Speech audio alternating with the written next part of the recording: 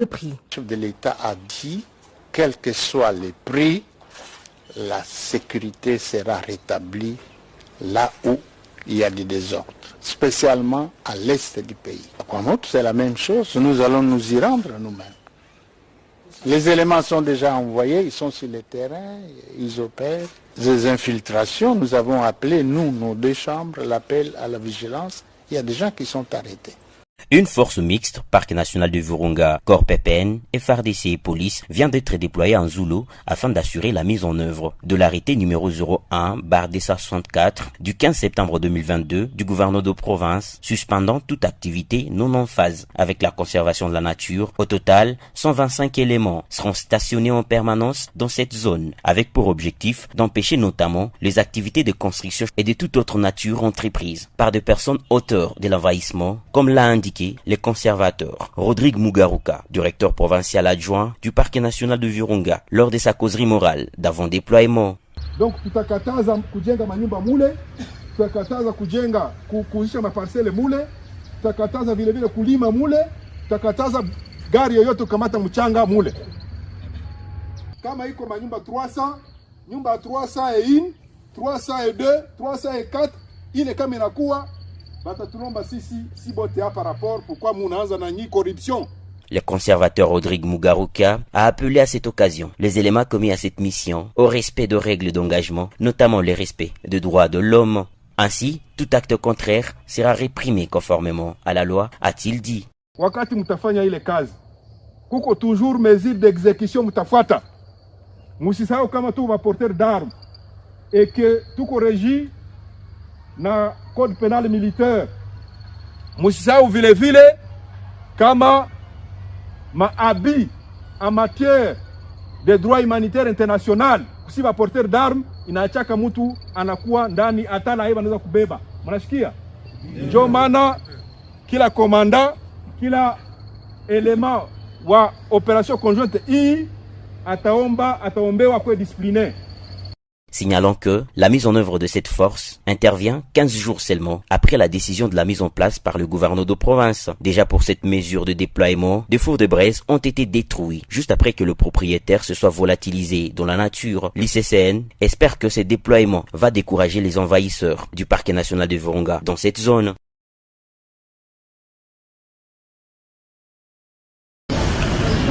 Communication du Bureau national de l'ECD en rapport avec les complots du régime illégitime en place ourdi contre l'honorable Jean-Baptiste Kasekwa. Le 30 août 2022, le président élu Martin Fayoulou Madidi a adressé un message à la nation dans lequel il a exprimé son indignation au sujet de l'augmentation de la rémunération des députés nationaux, et ce, en violation de la loi budgétaire.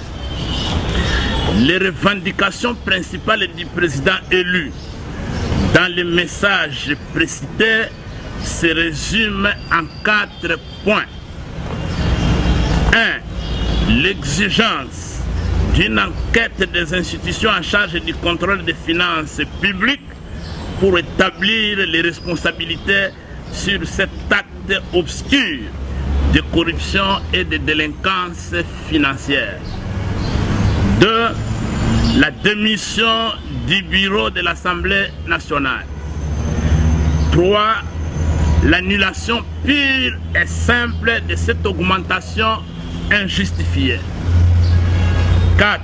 Enfin, l'appel à la vigilance de la population face à ce qui apparaît comme un achat de conscience par le braquage des caisses de l'État. Le choc moral et la clameur publique suscités au sein de l'opinion publique par cette délinquance financière a poussé certains députés nationaux interpellés par leur conscience, parmi lesquels l'honorable Jean-Baptiste Kasekwa, à dire la vérité et rien que la vérité sur ce qu'il touche réellement. Seulement voilà, au lieu d'examiner les faits tels que présentés, d'interroger leur conscience par rapport au train de vie des institutions de l'État face à la misère généralisée du peuple congolais, surtout que le pays fait face à une agression à ce moment d'une part, et considérer le bien fondé des exigences du président élu pour éclairer l'opinion, consolider la démocratie, la transparence et la gouvernance intègre d'autre part, le régime de M. Tshilombo, à travers M. Mbosso, tel pharaon au cœur endurci par Dieu, a choisi de se servir de cette situation comme prétexte pour réduire deux députés nationaux adeptes de la vérité au silence, notamment l'honorable Jean-Baptiste Kasekwa. Messieurs, mesdames de la presse, je dis bien se servir de cette situation comme prétexte, car les véritables raisons pour lesquelles la tête de l'honorable Jean-Baptiste Kasekwa est mise à prix sont connues. Il s'agit 1. de neutraliser le rôle de sentinelle du peuple contre le projet de la balkanisation de notre pays que l'honorable Jean-Baptiste Kasekwa joue depuis le début de cette mandature, notamment sur la guerre d'agression menée contre notre pays par le Rwanda. Deuxième raison, anéantir son combat contre l'état de siège qui tend à annihiler la résistance citoyenne face au danger de la balkanisation. Troisième raison, museler l'honorable Jean-Baptiste Kasekwa dans ses dénonciations sur les conditions de vie de nos vaillants militaires engagés dans les opérations pour protéger l'intégrité territoriale de la RDC. Quatrième raison, anéantir ces protestations contre les différents blocages par le bureau Mbosso de toute initiative d'interpellation des auteurs présumés de détournement des fonds alloués aux opérations militaires en Ituri, au nord Kivu et au sud Kivu. 5. Enfin, renvoyer au calendrier grec les différentes questions orales avec débat adressées aux ministres ayant en charge la sécurité et la défense nationale. Et particulièrement l'interpellation adressée au Premier ministre en date du 23 septembre 2022 en rapport avec les 100 jours de l'occupation de Bunagana.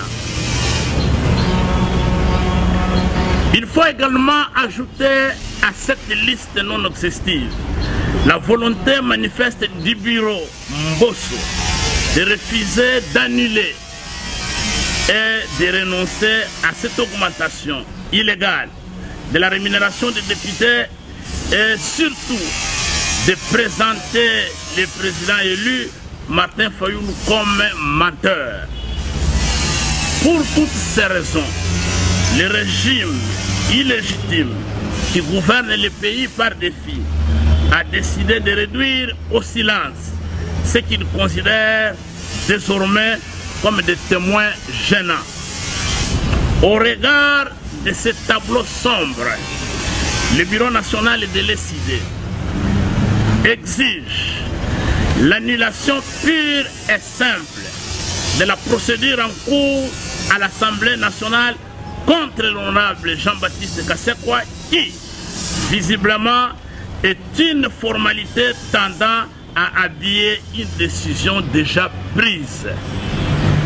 Deuxièmement, le CID se réserve le droit de recourir à toutes les voies légales, tant au niveau national qu'international, pour défendre les droits de l'honorable Jean-Baptiste Kasekwa, en ce compris l'organisation des manifestations pacifiques pour barrer la route à ces complots. Le SIDE ne se laissera jamais, alors jamais intimidé par qui que ce soit, dans le but de nous détourner du vrai combat que mène son président pour un Congo digne, fort, libre.